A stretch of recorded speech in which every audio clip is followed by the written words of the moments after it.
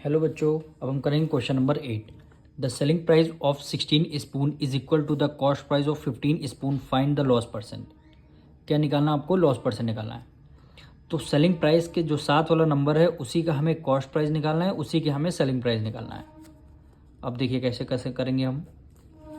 सबसे पहले लेट कर लेते हैं cost price of 1 spoon. 1 spoon की कॉस्ट प्राइस कितने रुपीज़ है? 1 रुपीज़ है।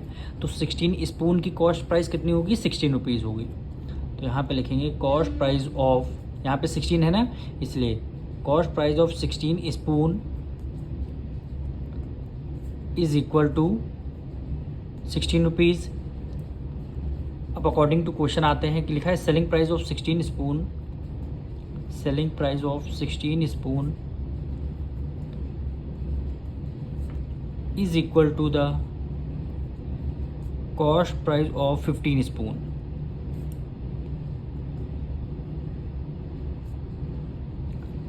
अगर 1 रुपीज़ 1 स्पून की कॉस्ट 1 रुपीज़ है, 1 स्पून की कॉस्ट 1 रुपीज़ है, तो 15 स्पून की कॉस्ट कितनी होगी? 15 रुपीज़ होगी। भाई 1 रुपीज़ 1 स्पून की कॉस्ट 1 रुपीज़ है, तो 15 स्पून की कॉस्ट क्या हो जाएगी? 15 रुपीज़ हो जाएगी। अब देखिए कॉस्ट प्राइस कितना गिवन है?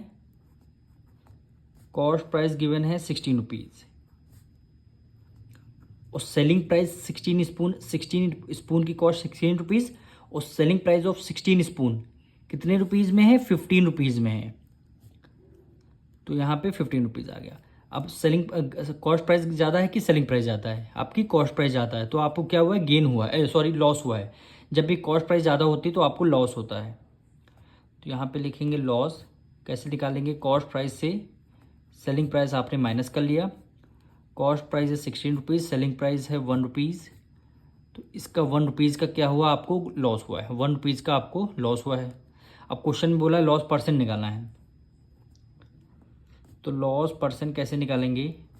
हमने बताया था न्यूमरेटर में हमेशा लॉस आया लॉस लिखेंगे, गेन आया तो गेन लिखेंगे। डिनोमिनेटर में हमेशा कॉस्ट प्राइस लिखेंगे, मल्टीप्लाई करेंगे 100। अब देखिए लॉस 1 रुपीज़ का लॉस हुआ है, कॉस्ट प्राइस हमारी क्या है? 16 रुपीज़ है, मल्टीप्लाई कर देंगे 100 से, 4 से डिविजल कर देंगे, 4 से 4 जा 16 और 4 2 जा 8, 2 कैरी गया, 4 5 जा 20 हो जाएगा। अब इसको हम 4 को 25 से डिविजल करते हैं।